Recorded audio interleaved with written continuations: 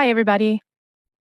I know it's been a long time since I've recorded one of these, and I put out a video since my last one of these, and I had to kind of take a mental health break after that video because it was taxing on me and my emotional state. And I honestly did not expect the response I got from it. I really, really didn't. And it was not meant to start fires or anything of that sort. That was something that I had been working on for quite a while, and people that regularly read my community post know that I had been working on it, and I had to do it slowly because it was hard to listen to. So that wasn't something that I just brought out at this time to get DJ or whatever. This was something that I did for me, and I had been working on it for a while. Anyway, so I have a whole lot to cover. This may be a longer video, I'm not sure. And some of you may not like what I have to say. I've spent a lot of time just watching creators that I don't usually watching my normal creators, trying to process all the emotion from it before I spoke on it. So I just want everybody to remember that we're all entitled to our own opinions on things. We do not have to agree. We all come from different backgrounds, experiences, traumas, upbringings, all of that. And that all shapes the way that we process the things that we are seeing and engaging in. So we are all going to see things differently, have different opinions, and that's okay. You do not have to rage at someone or cut them off because they have a differing opinion from you. Unless that opinion is dead set against your morals and ethics, that's a different story. But just a generalized opinion about something does not mean that person is suddenly evil and you cannot ever look their way again. I allow pretty much everybody to respond in my comment section. As long as you're respectful, you're not threatening anyone, you're not doxing anyone, and you're not accusing anyone of criminal activity. I understand that not everyone is going to agree with me, and that's okay. As long as you can remain respectful about it. I like input. I listen to it. I can take constructive criticism, and I really do appreciate all the support also. It's been overwhelming. Y'all probably know that my mind is 1,000 directions again, and I did take notes to try to make sure I touch everything that I wanted to because there was so much. So if you hear me sounding like I'm reading from something, it's because I probably am, because I'm trying to remember the things that I wanted to talk about and make sure that I touched on because they were very important to me. So let's get started. BJ is such a complicated situation because there's so much going on with her. It isn't just as simple as everyone quit talking about her. It's really not. There's just so many layers to it, and it's hard to understand how we got here and why it's happening the way it is. And a lot of people don't know the background of it and how BJ has acted over the past 4 years of being on YouTube, but some of us have seen it. And so we are a little more informed as to her behavior and how things are going. So I'm going to first address some of the things that I have heard from other creators that I don't normally listen to. So apparently there were quite a few creators that were asking their significant others what they think about men participating in women's drama on YouTube. And most of them, their men said that, a male participating in drama is ignorant, they're stupid, weak men or whatever. Okay, that was kind of the implication that you got from it. So what I have to say is this. So of course they're looking at Cletus, Craig, and I'm going to assume Kyle because he sometimes says something, not often, but so I will say that Cletus was on Clue's panel when she was doing Just Your Crime, when she was covering Idaho 4. They did cases together. He didn't come on here and jump right into drama to defend Clue. He came on here because he got interested in the same thing that she was. And so they were doing research and things on a case together. So people act like he came on here and just started being ugly to everybody and full on drama when that wasn't the situation. He came in doing true crime. And as things were done to Clue and got more and more ugly, he did start responding. So then we have Craig. Now, Craig has been in the background of BJ's channel since the beginning. He would chime in at times about certain things. He likes to talk a lot of shit on Granny. And he was never like a co-host type like he's been recently for her. And the reason has always been that he can't control his mouth, and she knows that because almost every time he came onto her channel, there was things said that ended up going against BJ herself. So I think that BJ brought him into the drama because she does need somebody defending her. That's the reason she is always seeking a more stern, outgoing individual to fight her battles for her. So that's what Craig was. Whenever she didn't have Kim and Crafton anymore, and Moon had left and Angela had left, well, she needed somebody to fight her battles because she can't do it on her own. So she knew Craig would do it, and she pulled him in. Kyle, I rarely, he occasionally will come on and say something about what's happening, but they genuinely like travel together. They do a lot of things together when he's home. So they talk about this stuff. And so he knows what's going on, and he loves his wife, and he is invested in what she is doing. And when it affects her, he cares about that. So I don't see that as a man coming on here wanting to be in the drama. And I think there was a discussion had about whether or not to continue to defend BJ or not. And what I heard was that there was two trains of thought. One is, if they continue to defend her, are they causing her to get attacked more? Or if they stop defending her, are the attacks going to get worse and she's going to be victimized more because they aren't defending her? So my only input on this is that I have watched BJ from the beginning of her channel, and BJ is someone who is very dependent on people that will do the fighting for her. And there's two parts to that. One is she's not good at it. She really does not have thick skin at all. And she's not very good at being witty and making good comebacks because she gets very emotional. And then also she wants to maintain a degree of separation between herself and the attack. So like, let's say the video I made, when we look back at that, she can say, I can't control what Kim says. I can't control what these people do. I was just on panel. I just hosted them. I didn't participate. Or in her mod chat, I didn't look it up. I didn't post it. I just talked about it. There is always for BJ going to be someone that is a middleman that can take the responsibility of the attack off of her. And that's just how she has always functioned. So, she lost Angela, she lost Irish, she lost Kim and Crafton, and then I think she brought Craig up because she knew that he could be crass and attack people. But I also think that she knew it was risky, and I think once he stepped up and started going a little too far, it made her nervous and kind of backed away. And that's when another group started defending her. So then she felt like she can just review their commentary. So she's pulling up someone else's stream and reviewing it and agreeing and laughing and all of that. And she feels like she is still getting her revenge in on somebody, but her hands are still clean. I hope that makes sense. I don't know if it does, but it's just always keeping a degree of separation. And I'm also going to say this. In my opinion, I think that mod chats are horrible ideas. Unless your mod chat is strictly, full of links that you want reposted in your live streams or rules for their streams or what to block, what not to block, just mainstream YouTube modding.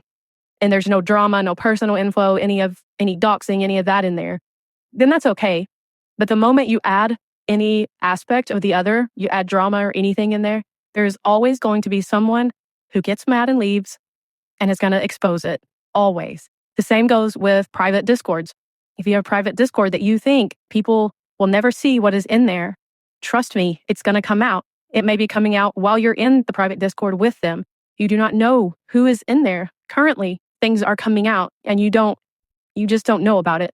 So I suggest if you have any of those things as a creator, I would keep it as YouTube centric and no personal anything in there. And again, I am nobody. This is literally just my personal opinion from what I've seen over the past 4 years and how things turn out. And to just give another example of the way that BJ creates that degree of separation is after Angela left and we start hearing BJ say, Queen B, Angela is the one that dug on you. Angela is the one that came into my chat every day and put a new court document or was asking questions about your custody or was doing this. I didn't even read it. I didn't go in there every morning. I didn't know it was there and we didn't care. None of us wanted to see it and all of that. But to me, if it is your mod chat, you set the tone for what is allowed in there. So if there is something happening in there that you don't want to happen, it's yours. Stand up and say, hey, I don't dox. Hey, I don't want personal real life stuff in here. Please don't put it here. Take it somewhere else. You don't have to. She acts like she was forced to sit there and let it be put into her mod chat that she never wanted in there because she doesn't go real life and whatever. And she will always deny involvement in it. So that's just, one of the examples where we know from mods that have left before that BJ is on the phone with them like every day, most of the day. We know she is in those mod chats all the time. I do not believe for 1 second that she did not see things that were being posted in there. And I don't believe that she didn't want them in there because she did not say anything. Like you are in that sense, you are creating an environment that is welcoming to that behavior.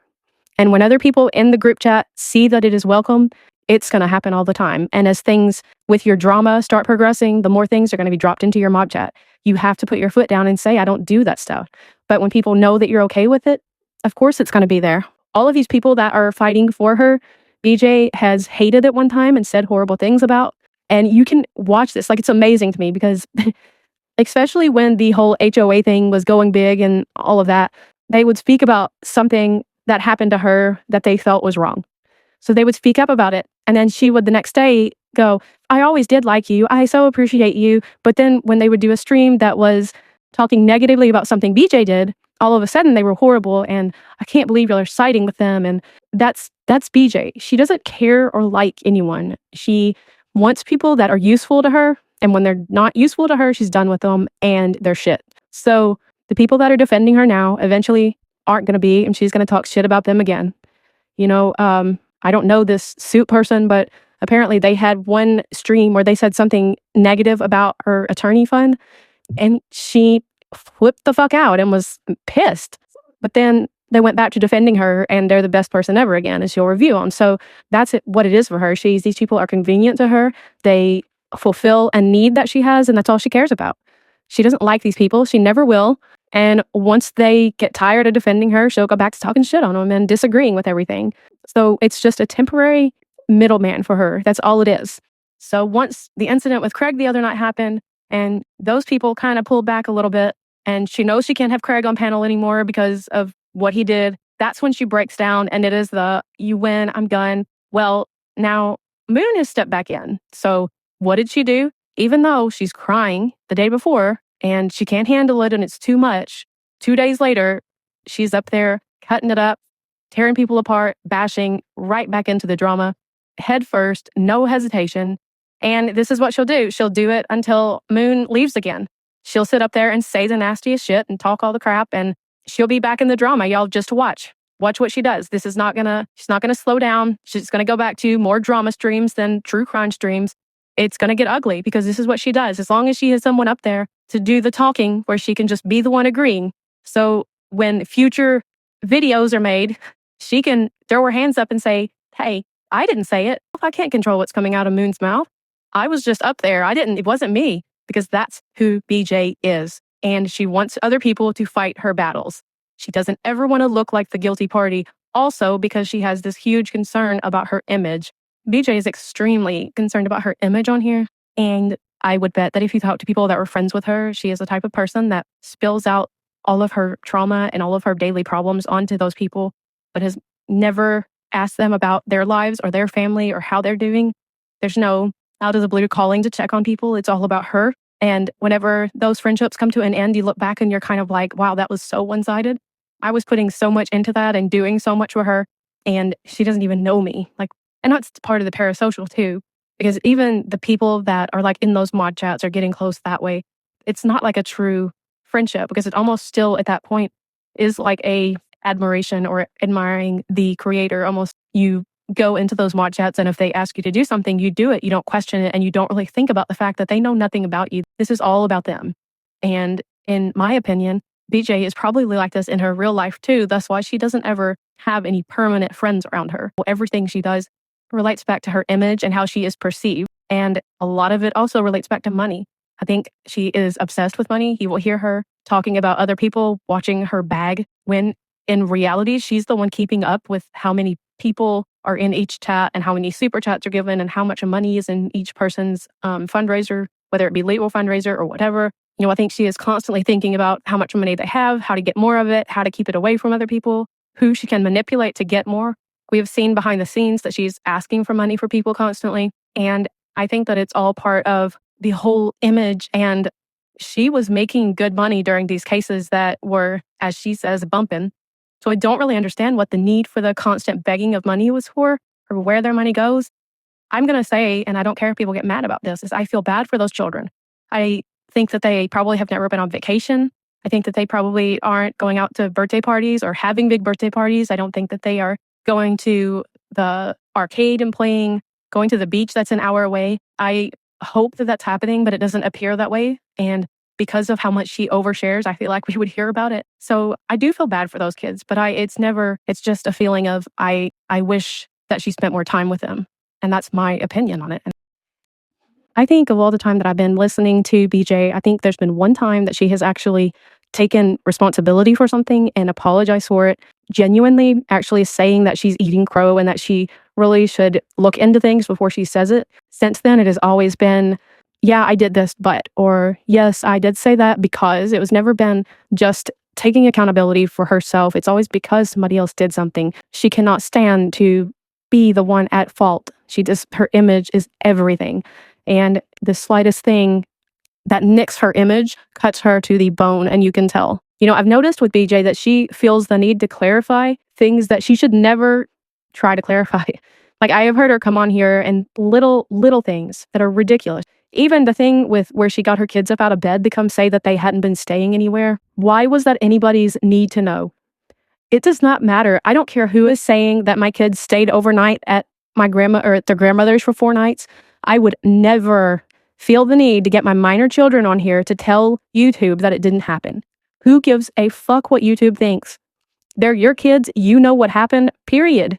There is absolutely no need to clear some of this shit up. There was something stupid the other day, and I can't even remember what it was, but somebody had said, one of the things was her muumuu. It's not a muumuu. It's a top with a ruffled sleeve that comes down. People are saying it's a muumuu. It wasn't a muumuu. I can get the top out and show you. It had ruffles. I'm like, DJ, why do you do this?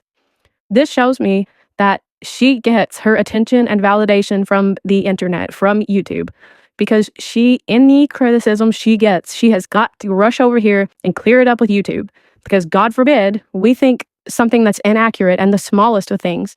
She's got to quit with that. Like, she's got to learn how to accept that people are going to dislike things that she does. They're going to dislike the way things are said. They're going to make things up to try to get her to react. That's another big thing with her is sarcasm. People know that you can go into her chat and say anything. I could go in there and say, your dog just ran out the front door, and she would panic and go looking for a dog even though she doesn't have one. Like, that type of thing. Just people go to seriously. I heard so many the other day, like people telling her that people were in Granny's chat saying that they were going to call her sheriff and threaten to sue them if they didn't go do something to BJ. And then what was the other one?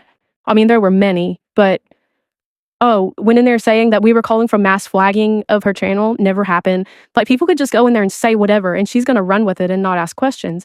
So there's some people in this community who like to stir shit, or some people that just like to see her get all worked up, that will say sarcastic things that 97% of the community know are sarcasm and not really happening, such as drones and trail cams. But she is going to make it serious and freak out about it. She has got to understand people are going to dislike some things and talk about them, and people are going to pick at her and try to get a response because it's so easy. And she gives it to them every time. And, BJ threatening to take channels down or sue people is going to get a response on here. It's going to piss people off, and they're going to say things. You're talking about creators that have been on here the same amount of time or longer than BJ and have worked to get them where they are. And then you have BJ come on here and say that she has hired an attorney to take them down. It is not about suing them or defamation. It is about taking people off the platform. And that's a big freaking deal. In my opinion, BJ 100% could get her channel down based on her past streams that she has hidden or deleted. And that's why they're gone. I also think that if she has an attorney and they come on here, when they look at her content, all they're going to see is the, quote, true crime coverage that she does, along with her reviewing other creators that are attacking, Clue or Granny or Queen or whatever. So she's just doing reviews. Or it's a time when she looks like she is just the victim and she hasn't done anything to provoke. So anything other than that, if there's a stream done where she looks the least bit aggressive, it's gone. She hides it immediately because, in my opinion, she doesn't want her attorney seeing that side of her. I don't know of any attorney that is going to stand behind what, say, like Craig did on TikTok the other night, or watching BJ fall asleep on camera. I don't know any attorney that is going to back that and say that it doesn't deserve to be spoken about, because people have the right. to call out that behavior. We have a right to have opinions about that. Whether 3 other people are calling that person out or it's just us, it doesn't matter. That's a right we have. And it's concerning. So people are definitely going to become more aggressive and are going to continue talking as long as she is threatening. Oh, also, by the way, I saw this comment in one of the chats that I don't normally go in, talking about the situation where Granny showed the memorial on the public access part of BJ's ditch road area, and it said that it was a veiled dox because Granny showed the obituary for the young man. I don't know.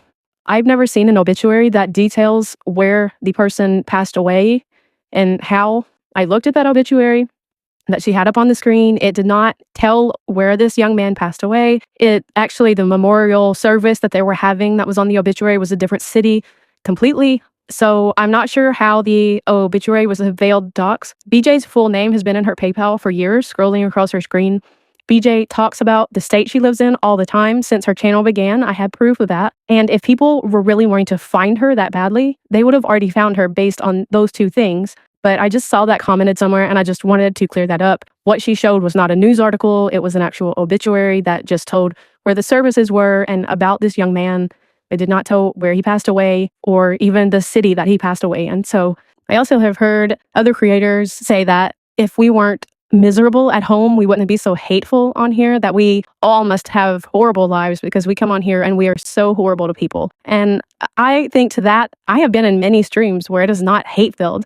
I've been in many streams that weren't about BJ. I've been in streams where maybe 5 minutes of it was BJ and the rest was something else. I have been in streams recently where I have laughed so hard, my stomach has hurt. Like, this is not, just because everybody doesn't review the streams that aren't about BJ, you're seeing it as we're just 100% hateful every day, all day, and that's really not how it is.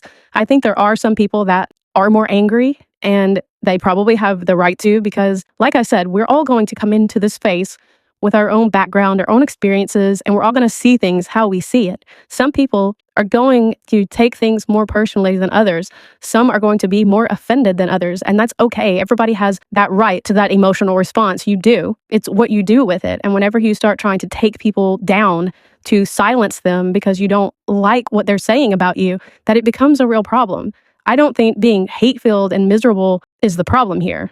Because these, like I said before, these creators have been on here quite a while and it hasn't always been this content. So did just all the creators suddenly become miserable at home all at once? I mean, to me, that holds no water, because I have seen happiness. I have seen streams that are about other things and interest in other things. And I want to bring this up too, because you have Craig. I have numerous clips of Craig talking about how much money he has and that he could pay for multiple attorneys, that he would pay the rest of BJ's attorney, and her trying to silence it and keep him from talking and not want that said to her audience.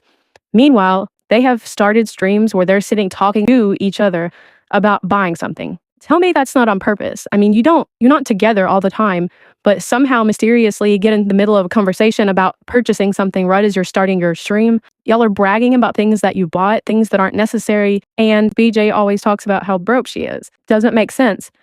And to me, this is literally spitting in the faces of those that have donated to you, because you come on here begging and saying that you need it to stop, that they're destroying your channel, even though your memberships are always growing, your channel's growing. So I don't know how they're hurting your channel, and the people that actually have worked hard for their money or don't get much money in for disability, and they're handing over their last bits of money to you because they feel bad, is fucking sick. Whenever you have Craig over here bragging about the amount of money that he has, and y'all are constantly talking about buying something or showing something off that you bought. I don't know how people keep donating to that. I would be furious if I had given some of my hard-earned money to someone because I respect them and felt like they really needed it, only to log onto their channel the next day and hear them talking about all the purchases they just made, or to hear Craig in the background say, I could pay for this attorney, and BJ trying to hush him. I would be furious over that, but that's just me.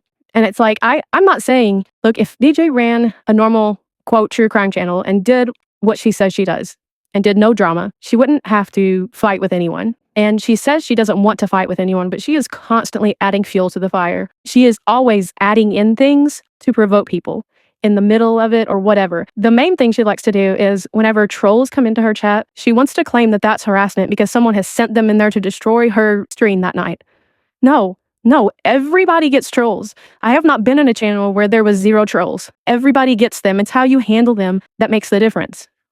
She wants to really, call it out. Like the other day when she started her stream about the CPS thing, she started off all fine and happy, and then someone came in the chat and made a comment, something about it, and then it was like immediate switch in mood, and suddenly she had to tell all about it because someone had come in and brought it up. She said I wasn't going to bring this up. I even told Triggered I wasn't going to talk about it, but they can't leave me alone. They got to come in here. And so because a troll came in, she ends up with this long, tearful story about what happened. And I think she planned to tell that all along. Another thing that is important is I think that every parent should be responsible for protecting their own children. And they should know, as well as teach their own kids, that every action has a consequence. And when you become a parent, it should be a natural instinct to think about how what you're doing will affect your children in any way. I know before I make a decision to do something, I always think about the possible outcomes for my kids, and combine that with knowing that the internet is forever, which you have BJ who puts out way too much personal information, and then she'll come on here and complain that people are digging into her kids and that people are finding out things that they know way too much.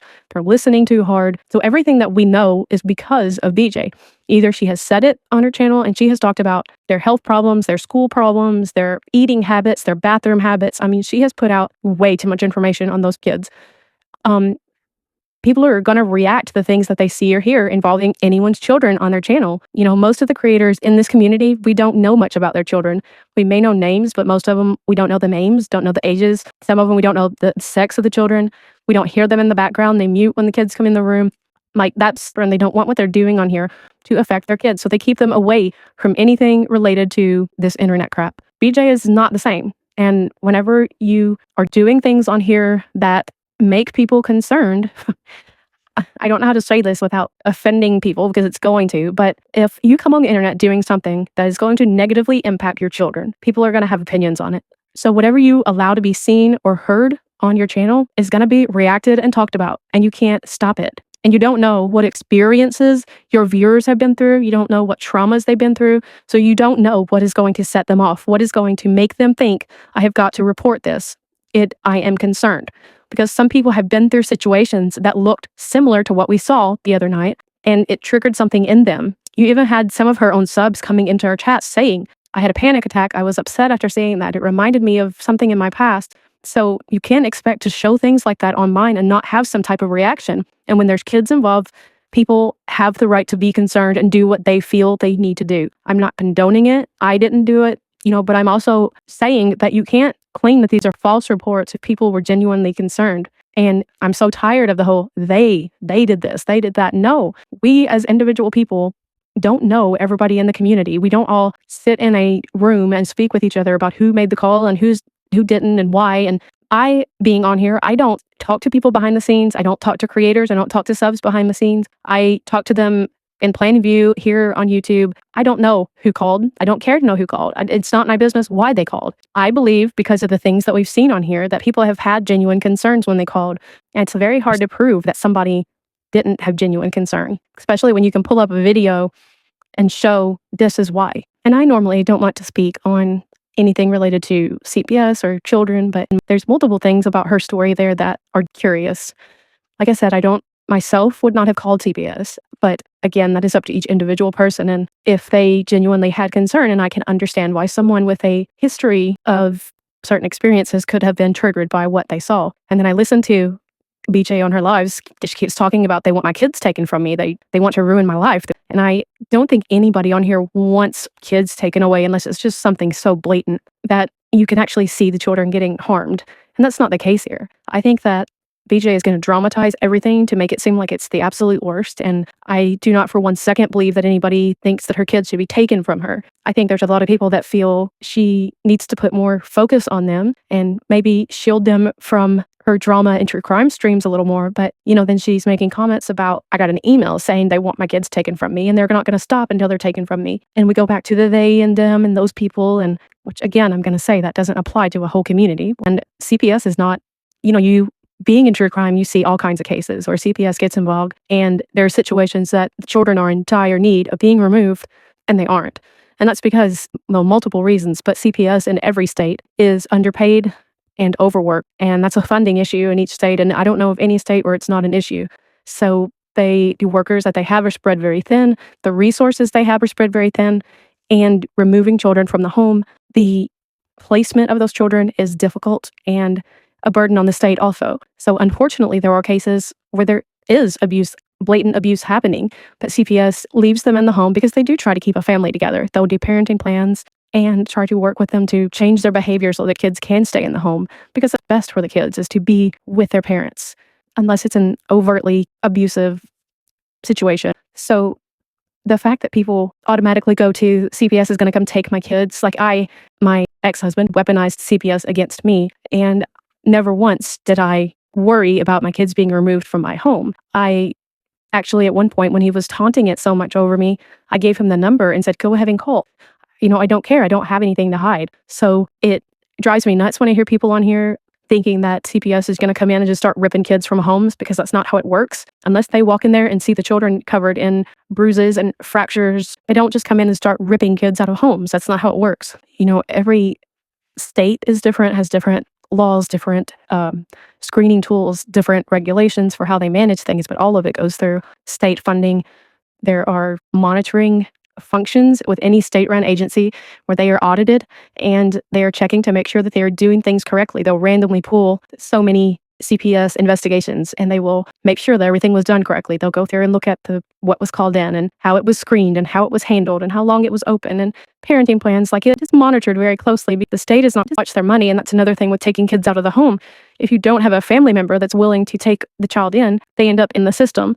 And that means that they're going to go into a group home until a foster home can be found. Foster homes don't always work out. Sometimes they bounce around from home to home. So it's always the best option to leave a child in a home, both for the child and for the state. So it's not a very common thing that children are taken. I actually live in a state where I'm nearby several other states. So where I worked, we had people coming in from 3 different states. So I had to handle CPS calls to different states, and the requirements for each were so very different.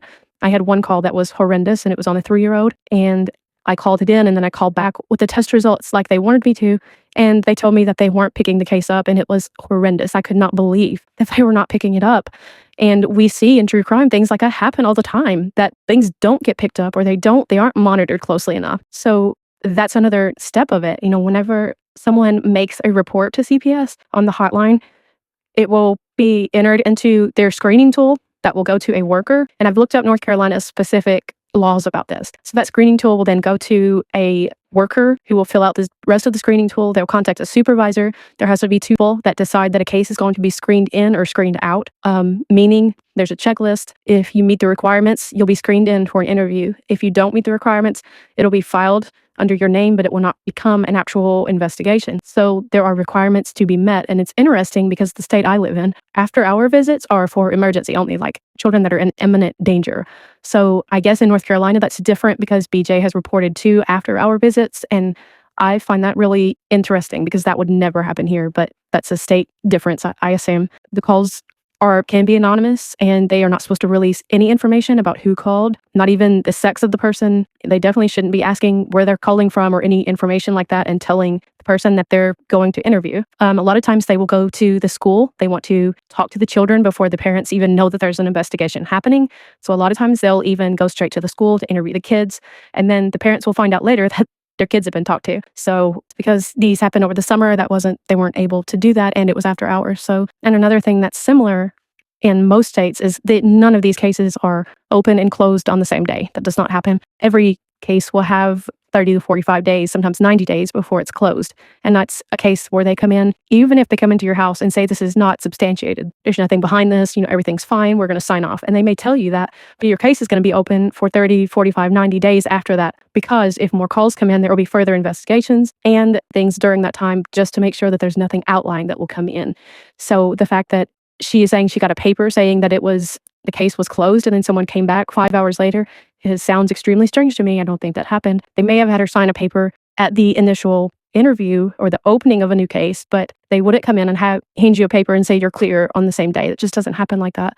They have to enter everything into their computer. It has to be looked over by a supervisor. There are state auditors that go back and check each county's Department of Human Services. They will pull random charts. They will go through, look at the screening process, look at how many were seen, look at how long they were seen, look at parenting plans, look at how many were removed, and make sure that there's checks and balances to keep the department functioning well. And that's another reason why they don't just pull kids out, because it is costly. There's, a judge has to sign off on it. There's a lot of things that have to happen for that. And so it really irritates me whenever we are on YouTube and nobody wants CPS involved. Look, I get that.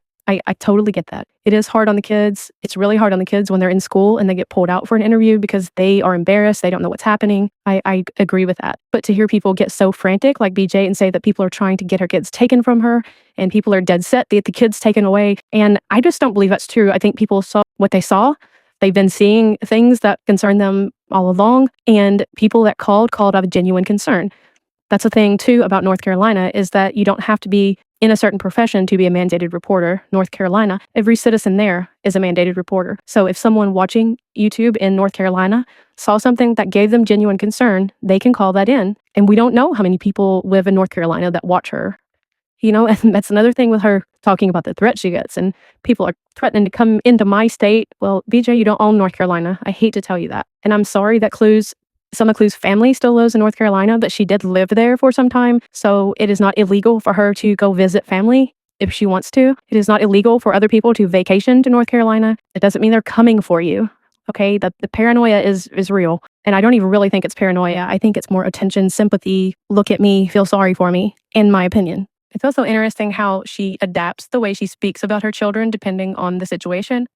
Because whenever she wants you to know that they're grown and they don't need her, watching over them, or they can make their own decisions, it was like, oh, well, they know gun safety, we've taught them. And then the next day when CPS comes, it's back to, y'all just want my little babies taken. Those little babies didn't do nothing. They pulled my little babies out. And it's all about what she wants you to think that day and what story she's telling, because if she needs them to be grown enough to do things on their own and be responsible, then that's what they are. But whenever she wants the sympathy, they turn into her babies again. And that is all manipulation. She does that on purpose. That is everything she does is for a reason. The wording she chooses, she plays semantics like crazy. I wish I had written down, there was a great example of it the other day. And gosh, I wish I could remember what it was. And this whole suicide troll term coming up again really aggravates me. I've said this before, but I'm going to repeat it since it's being said again. Your mental health is your responsibility. You have children that depend on you. If you are feeling like YouTube is affecting your mental health in such a way that it might push you too far, log off. Go to a doctor, get therapy, do something to fix it, to handle it yourself. The internet is not responsible for your mental health. And I don't care how long you spent building a channel. I don't care if this is your income. Those are your children and they have you and they need you. So if something is that bad, log off. Do something different to get the therapy, the medication, whatever it is you need. But do not stay on here if you feel the least bit like something on here could push you that far. And that is your own responsibility, not other people's. And I'm just curious, okay? I have in a past live stream, as BJ overshares again, she talks about her first job working at Crystal's and how she couldn't do it and how freaking pitiful that is, must I add. But I don't know if she's had a real job since then. And I do know that Craig, from what they say, was in the military. So I don't understand this lack of ability to function in a public space, because there is no point in my real life where I treat people or react to people the way that BJ tries to interact with people on here. Because it's not about trying to settle things or figure things out for her. That's not enough. What it is for her to be center of sympathy and the victim always. And I've never met someone in my real life like that. I get along with people. If I don't vibe with someone, I'm cordial to them. I don't hate them and I don't spread rumors. And, in a workplace, an actual workplace, you have to treat everyone with respect. You don't go into your workplace and start lying about people and talking about their past traumas and tear down their looks, tear down everything about them, whether they have teeth or not, what kind of house they live in.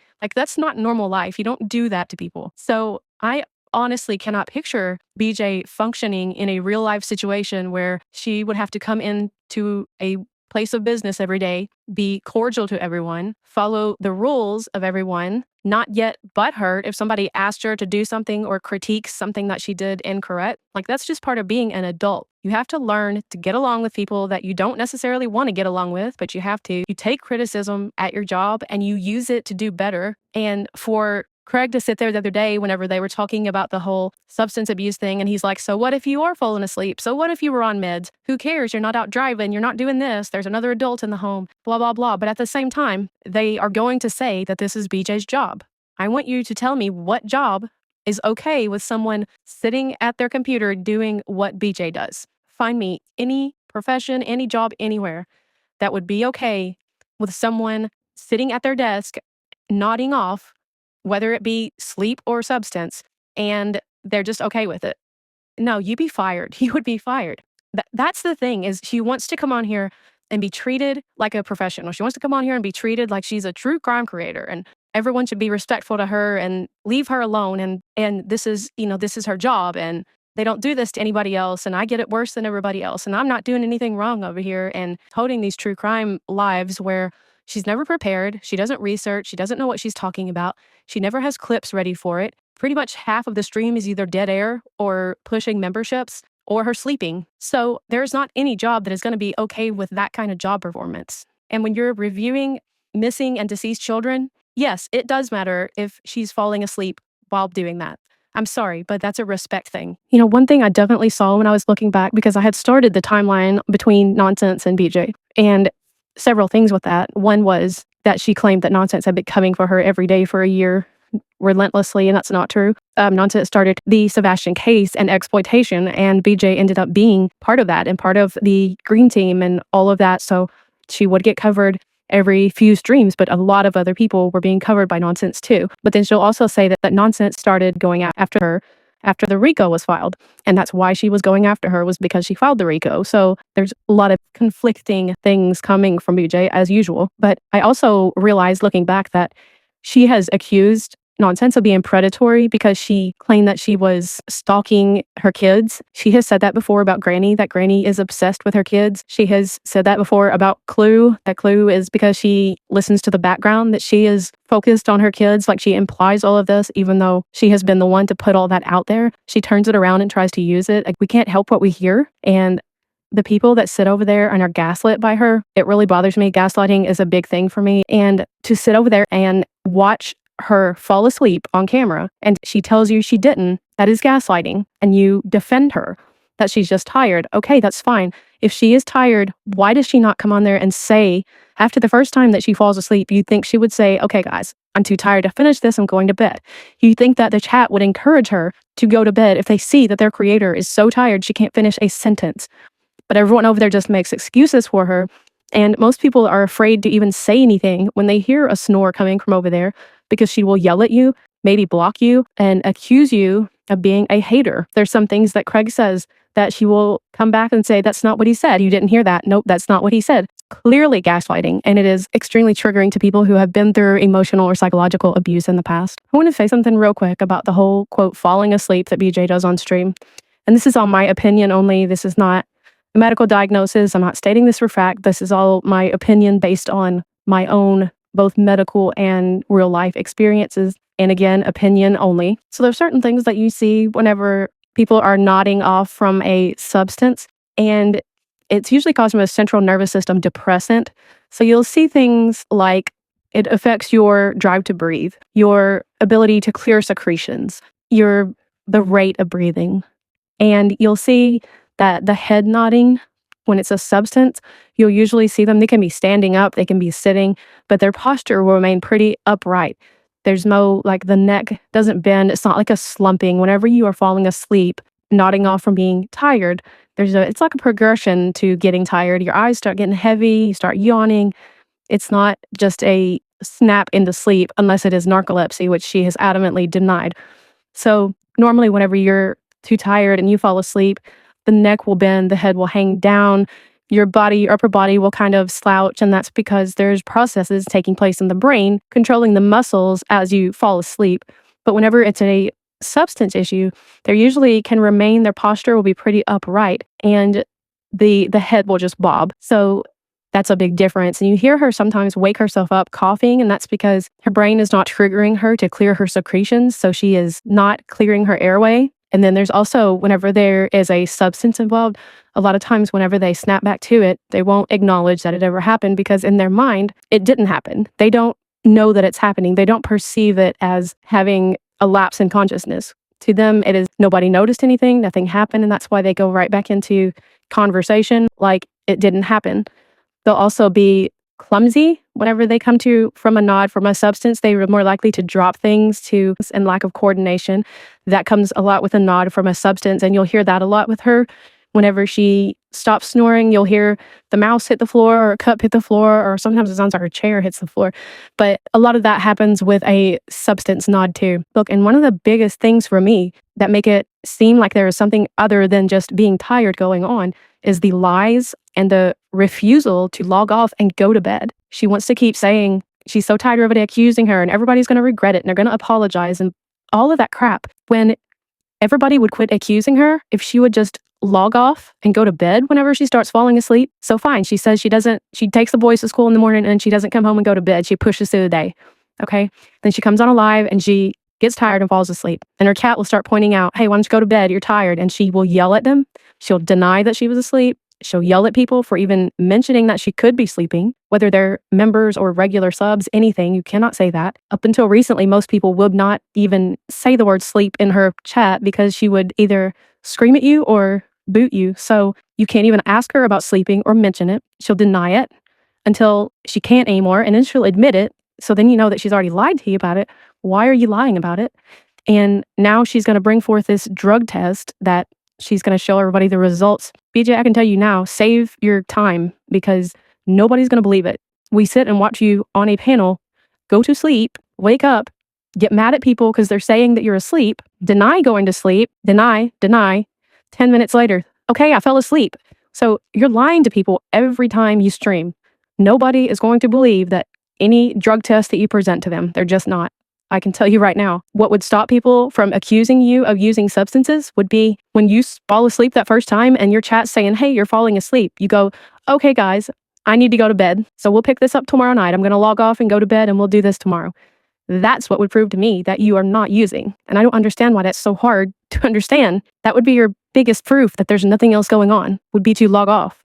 It also worries me that you're up all night on streams and then driving your boys to school. And if that's really falling asleep that easy, that's concerning. I'm sorry, but it is. Because to me, if I was tired of people saying I was on substances because I was falling asleep, I would depend on my chat. If I wasn't able to control it, I would depend on my chat. And whenever they said that I was falling asleep the first time, I'd be like, okay, I got to log off. I need to go to bed. Because staying on mine and nodding off, asleep or whatever, multiple times does not look good, and it's going to make people draw conclusions. I'm sorry, it just is. So I'm not understanding why she thinks a drug test would be the better option rather than just logging off when she starts getting that sleepy. Because usually when I can't say that. Sometimes it's the beginning of the stream when she starts falling asleep, but that would stop a lot of the problems if she would just not stream when she's that tired, or in the stream as soon as someone in your chat notices or on panel notices that she's falling asleep. That would solve everything. And also, you should never be afraid to speak up. If you're in a chat of a creator, you should never be afraid to talk about the way you feel about something or your opinion on something, even if it disagrees with the creators or most of the chat. You should be able to say what you want when you want. And if you're in a chat where you get attacked for that, don't go back. I mean, that's my advice. I'm not telling you what to do, but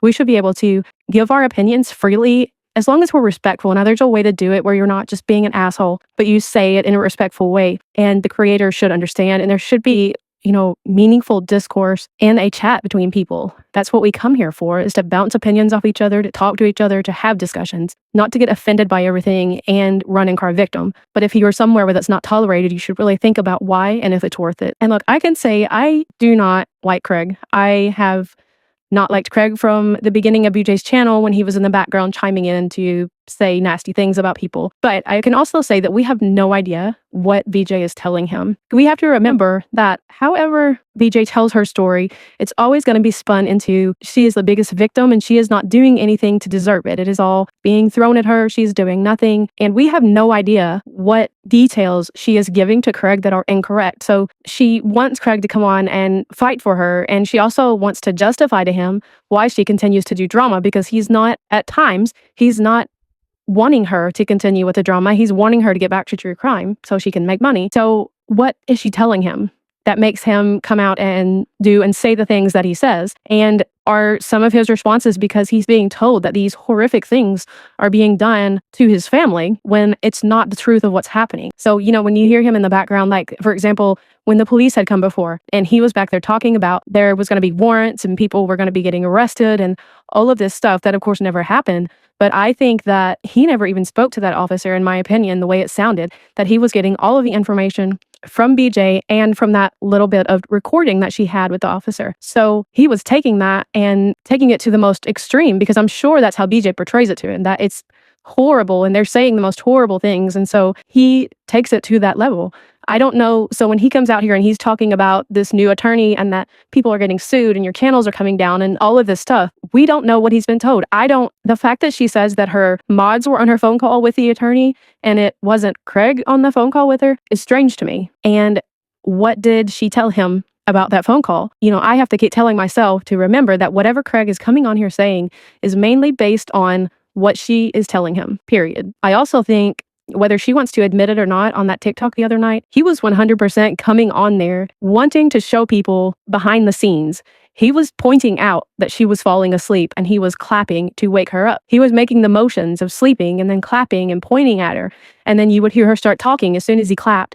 Like, he was wanting to show that she is falling asleep and he is waking her up. The obvious flirting he was doing with people in the chat, it was so disrespectful to her. I mean, so disrespectful. And he's sitting, if you think about that whole situation, that he is sitting right next to her. And the whole incident with the weapon happened right next to her and she had no clue. What kind of person can do that to their significant other and not have a second thought about it and lie to her about it when she questions him? And that's a scary thing. That's a scary person, in my opinion. Looking at that situation, you had two adults who are extremely self-centered, have wildly inflated egos. They're extremely vain. Money and image is everything to them.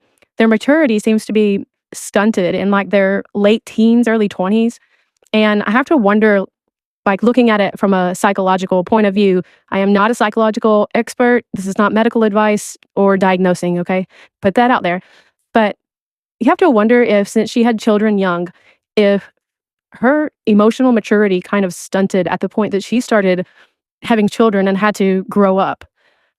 I don't know about when he went into the military or much about his story, but I feel like both of them have some sort of stunted maturity when it comes to emotions and the way they view the world. I think neither of them have really been productive citizens as far as holding down an actual job and having a mortgage and, the typical things you think of when you think of people getting married and, well, not getting married, but getting together and having kids and moving forward in life. And again, I don't know. I don't know all the details. I don't want to know.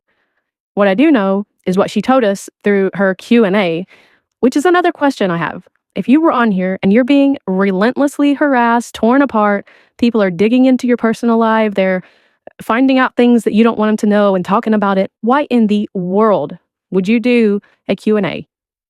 Because, nowadays memberships are donated. So you have people that are members that may not even be subbed to your channel. It's insane. But if you have a members only live, you can't guarantee that those are members that, care about you and are they're paying you money. It's maybe gifted to them.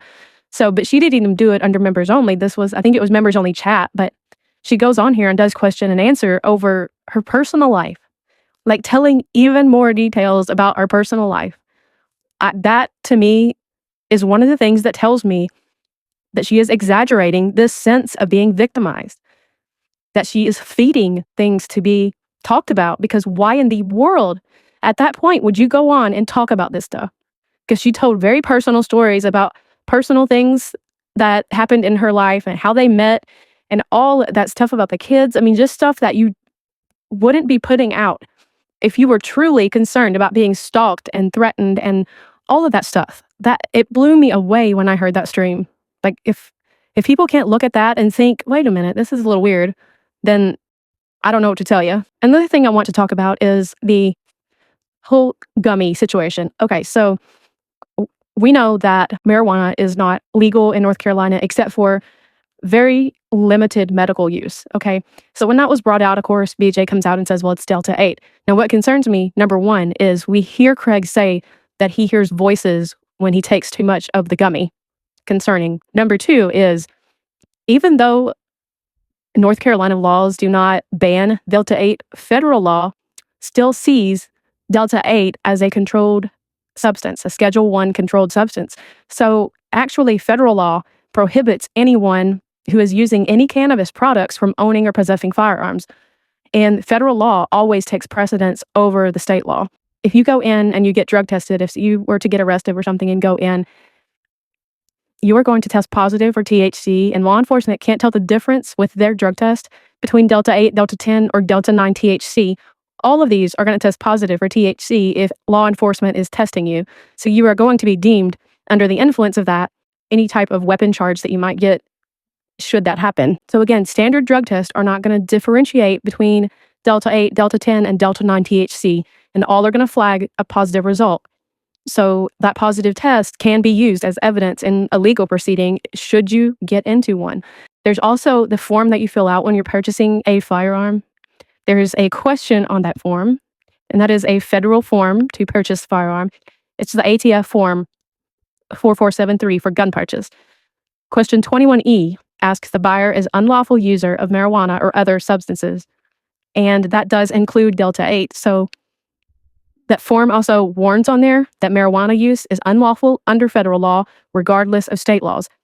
If you answer yes, it's going to be a denial for purchase of the gun. But if you lie, it can be a federal felony and can be looked at as perjury. The recap of that is if you own or possess a firearm and there's a cannabis product in your home, and it doesn't matter if it's a Delta 8, vape, gummy, whatever, if you test positive for THC on the drug test and on any standard drug test, Delta 8 is still going to test positive.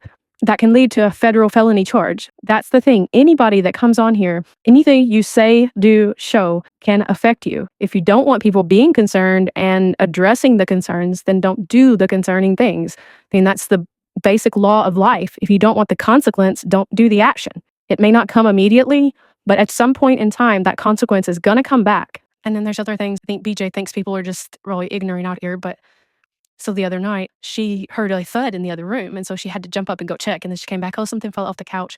When I think it was a month ago, she was live, and she was like, what is he doing? I hear banging and music, and she sat there and continued going live. A few minutes later, she commented on it again, and she finally got up and went into the room and checked on him, and I think it was only because they were going to wake Craig up, and they ended up waking Craig up. But, like, don't do that. Don't suddenly turn into the doting mother after you haven't been that way. One, because it's fake as fuck, but number two is that's very confusing to those kids if they are used to you being one way and then CPS comes and you act a different way for a couple of weeks where you're overly kind to them and, oh, I love you, and checking on them every second. And that's hard on them. That's probably hard for them to understand what is happening, because I know that we've seen from the past that it doesn't last. Once the CPS is out of your mind, things go back to normal, and that's fine. Apparently normal is fine. If CPS comes out and says everything's fine, then be normal. Don't put the kids through changing your demeanor because you had a CPS call. That's not fair to them. That's confusing. And people wouldn't look into things as much. Like we talk about the scanner thing. First of all, you don't have to sit by Broadcastify and wait for a call to come in to find it. BJ, as usual, comes on here and gives way too much information. So she gives an exact time that these people are coming out. So all people have to do is go to Broadcastify, to her county, look for that time period, and listen. I think it takes 5 or 10 minutes to get through an hour of calls because there's not just constant radio traffic, especially in a small town like that. So that's not stalking Broadcastify. They literally, BJ comes on here, gives too much information. People can take that and sit for 5 minutes and find out.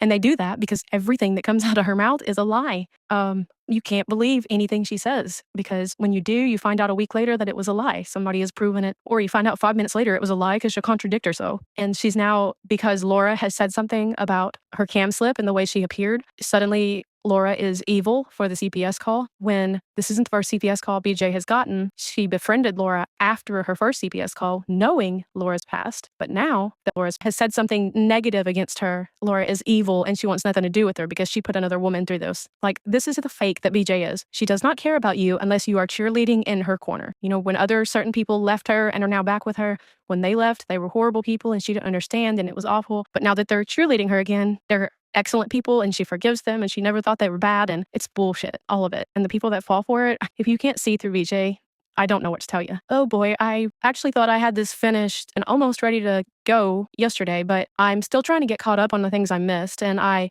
was watching a review channel go over one of the streams and I hear BJ on there talking about the video I made and how manipulative and deceptive it was because there was a song playing to make it seem more sad than it is. Excuse me? That very statement right there tells me everything I need to know about you. If it takes a song playing to make you sad about something traumatic happening to a child, I don't know what to tell you. Like, you don't need to be in true crime. It's freaking ridiculous. And then she was like, if I had someone to put together a montage of all the bad things that have been done to me on here, everybody would open their eyes and see. I'm sorry, VJ. This video about one topic is not everything that you have done to people on here. I could do a montage of everything horrific that you have done to people on here. It's going to be like a 3-hour documentary or a 10-part series, or it'd take me a while to get it all on there. So that statement's ridiculous. That's comparing apples to oranges because I was covering one specific topic. You're talking about a montage of everything that has happened to you since you've been on here. No, that's not a comparison. Look, we talk about things, most of us on here talk about things that we see online. Whenever we are critiquing, commentating, whatever we're doing, reviewing another creator, we are using what we see online. And that's what we create our review over, our critique, our commentary. That's what we see on here, okay? We cannot help it that you, VJ, shove your children in front of you. And I don't care if this pisses people off. I'm sorry. I state right now, I don't agree with calling CPS. I'm not encouraging people to call CPS. None of that stuff. What I'm saying is, BJ wants to come out here every day and talk about they're attacking my kids, or when BJ is the one who pushing them into where they are between her and the audience. She uses that as her shield. Because if she can't complain that people are attacking her kids, she can't complain because people are playing back her words. So that's the only defense that she has. But if you're going to keep throwing your kids in front of you, people are going to continue to speak about the things they're seeing and hearing. And it's going to continue to piss people off that they can't talk about you without it being somehow related to your kids because BJ is the one putting her kids there. This is everything that she is handing us online on a public platform.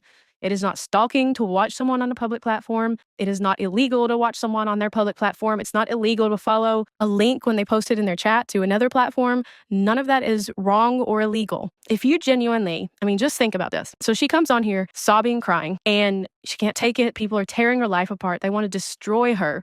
They're ripping it apart at the seams from the inside out. They're going after her kids, her relationship, her home, everything. They're just tearing it all apart. But why should I have to leave? That's not fair. I didn't do anything wrong. I'm just on here making content and I worked so hard on this channel.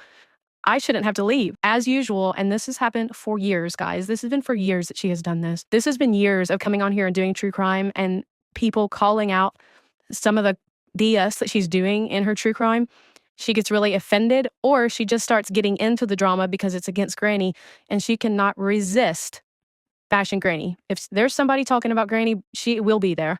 She'll know about it. She'll be there. She is there for it. Whatever happens to BJ is the worst of it. Nobody's had it as bad as her. Nobody could survive what she's been through. All of this has been the same for years, I'm telling you. Whenever she thought she wasn't going to have anybody backing her up, she went to the crying and I can't do this anymore. And why can't they just leave me alone? But as soon as someone volunteered to start coming back on panel and bashing people, especially Granny, look what she did. Straight back into the drama. Straight back to saying shit that she knows is going to get people stirred up. And that is who BJ is. And I think most people can agree that BJ's true crime coverage has always been problematic. So if she were going to be able to somehow stop drama and do just quote true crime, she's still going to have people speaking about the disrespect to the victims and their families. And that has been something that has happened since she's been covering true crime. Her channel really blew up with Kylie Rodney, and the disrespect to victims, friends, and families started back then and has continued. And it has been talked about by many different people, including the people that are currently defending her. So even right now, at this point, if everybody stopped talking drama, she stopped doing drama and was just covering true crime cases, she's still going to have people talking about her as she falls asleep with the obituary of a deceased child on her screen, or Craig is in the background making comments about sexual things as you're listening to a news report about finding a deceased child. That is going to be a problem. Well, and because I've heard other creators say, well, BJ's not even looking at y'all and y'all just keep going at her. Well, that's because she's doing the true crime coverage where she's disrespecting victims. So I don't know where the point is. Where's the line that says BJ's no longer being dogpiled, she's being reviewed? because there has to be a line. You have a community of people that are used to calling out these true crime people that are exploiting or disrespecting families and using cases for money, all of that stuff, okay? You have a community that does a lot of that. Well, now that community is being accused of dogpiling on a creator who is one of those that does exploit and that does disrespect victims and families. And even when she stops doing drama, people are going to have things to say about the bullshit she's doing with her true crime. Still, you cannot expect this whole community to ignore BJ from now on because y'all see her as a victim right now. So where is the line? How does that transition? That's my question. Because it's not feasible to ask this whole community to forget that BJ exists and talk about other things. Just ignore what she's doing over there, even though we know that it's bullshit and we've been calling her out for years on it. Now you have to ignore it because we think she's now a victim of dogpiling. So does that make sense to anybody? Like, this isn't, calling out BJ isn't a new thing. People have been reviewing her streams for a long time based on her true crime coverage, as well as when she dips into the drama. It just so happens that she dipped into a lot of drama all at once. Another thing I want to mention, just because I heard this on one of BJ's streams, please do not take medical advice from YouTube chats or people on panel, especially if you have pre-existing medical conditions, because you do not know how your body, how your medical condition, how the medications you take are going to react to things, even if it's a supplement, even if it's over the counter, something natural. Please consult with your doctor before you try anything like that new, because it could really cause problems. There are some conditions that you don't, like if you have an autoimmune condition, there's certain things you don't want to take because they cause inflammation and you don't want that. So, and it's things that you wouldn't normally think about, but just please don't take medical advice from on here. If you hear something on here and you're thinking about trying it, talk to your doctor first. Make sure it's safe before you jump into it, because all the home remedies and stuff are fine, but they can be dangerous if you are on medication or have certain medical diagnoses. And a quick disclaimer, everything that is said on this audio community post is my opinion only. Okay, I feel like I've left some things out, but I'm going to have to end it here. So I think moving forward, what I'm going to do is I'm going to integrate some different things into the channel, different videos. I'm going to do some old solved cases, some maybe unsolved cold case videos, and I'll kind of mix them in. I'm still going to cover things that come up. So if there's something, egregious that comes up that BJ has done, I'm still going to make a video on it or speak about it. But I'm going to try to put some different things in to give a little more variety to people. And although some of BJ's viewers who come over and comment over here tell me that I don't have a life and I'm too into the drama, I actually do have a life, and I try to make videos when I can. So they're not very regular, and I apologize for that. The main things that I want to make videos on now to clear things up, and this is mainly just clearing up lies and also things that were said in the declaration on the injunction that were lies that I want to show people that they're lies. So there's things like the cat video. I want to show people the timeline. What I may do is just do the beginning, like how each back and forth started with each creator in BJ. And maybe I'll touch on at the point that it became a more regular coverage. So maybe like the beginning of her nonsense kind of going back and forth, how it progressed over the next month or two, and then at the point that it became more regular, and kind of show how it moved forward instead of doing, a whole year timeline of everything that happened. And, do the same for each of the creators and put it maybe all in one video to show the beginning and the progression and cut out a lot of the bulk of it.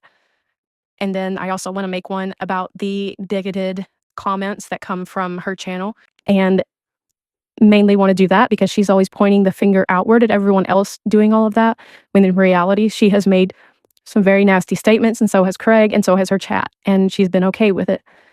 And then I'm going to make a short on one of her mods who used to be a regular at JB's and who really enjoyed the way he said things, did things, really admired him, and I want her to see that, because that's another thing that she always goes back to, because with BJ, she doesn't find new things that you've done. She will pick something from the past and harp on it and harp on it and harp on it, and that's all we hear about. So I just want to kind of bring up some of these things that show how tunnel focused she gets on someone, and that some people have actually changed and done better, but we'll never hear that from her, because we're going to keep hearing about the same point in time that they made a big mistake, and we're never going to move on from that from BJ. That's all she's ever going to talk about. So I'm probably going to do some of those videos starting to integrate other things in. So I so appreciate the support. I cannot express how meaningful and heartwarming the responses I got from my last video were. I appreciate it more than anything. And it was eye opening to see how many people in the community are actually also survivors. And some of the stories were heartbreaking. And it hurt me to know that all of these people were listening to these things all along and being hurt by them also. So I just thank everybody really, really a lot. And I will talk to you all very soon. Thanks.